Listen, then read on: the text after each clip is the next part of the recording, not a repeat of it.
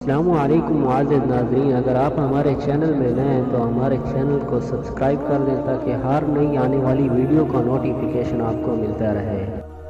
تو عثمان بن مالک رضی اللہ تعالیٰ عنہ سے روایت ہے، یہ ان صحابہ میں سے ہیں جو بدر میں شریک تھے۔ عثمان کہتے ہیں کہ میں اپنی قوم بنی سالم کو نماز پڑھاتا تھا، میرے اور ان کے درمیان ایک وادی تھی، جب بارشیں آتی تھی تو ان کی مسجد کی طرف جانا میرے لیے مشکل ہو جایا کرتا تھا۔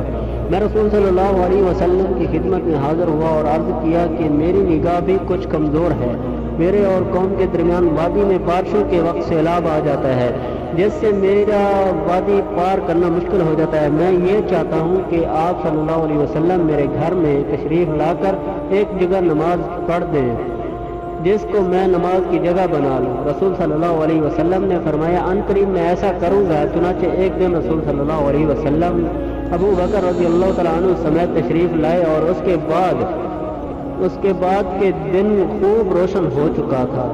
حضرت صلی اللہ علیہ وسلم نے اندر آنے کی اجازت طلب فرمائی، میں نے اجازت دی۔ آپ صلی اللہ علیہ وسلم نے بیٹھنے سے پہلے ہی فرمایا تم اپنے گھر میں میرا نماز پڑھنا کہاں پسند کرتے ہو؟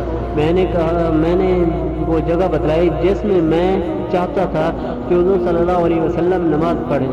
رسول صلی اللہ علیہ وسلم کھڑے ہوئے اور تکبیر کہی۔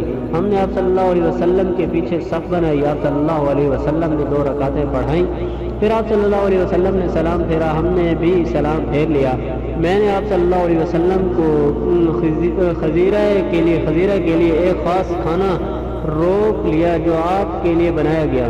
آس پاس کے گھر والوں نے سن لیا کہ آپ میرے گھر ہیں، پاس لوگ آنا شروع ہوئے، یہاں تک کہ کافی لوگ ہو گئے۔ ایک دن ایک آدمی نے کہا مالک کو کیا ہوا کہ وہ نظر نہیں آ رہا؟ دوسرے نے کہا وہ منافق ہے، اللہ اور اس کے رسول سے محبت نہیں رکھتا۔ آپ صلی اللہ علیہ وسلم نے فرمایا ایسا مت کہو کہ تم نہیں دیکھتے ہو کہ اس نے لا الہ الا اللہ کہا ہے اور اس کے ساتھ اللہ کی رضا مندی ہی کو چاہنے والا ہے۔ اس آدمی نے کہا اللہ اور اس کا رسول بہتر جانتا ہے، باقی ہم بخود اس کی محبت اور بات چیت منافقین ہی کے ساتھ دیکھتے ہیں۔ آپ صلی اللہ علیہ وسلم نے فرمایا بے شک اللہ تعالیٰ نے آگ اس شخص پر حرام کر دی ہے جس نے صرف اللہ کی رضا مندی کے لیے لا الہ الا اللہ کہا ہے۔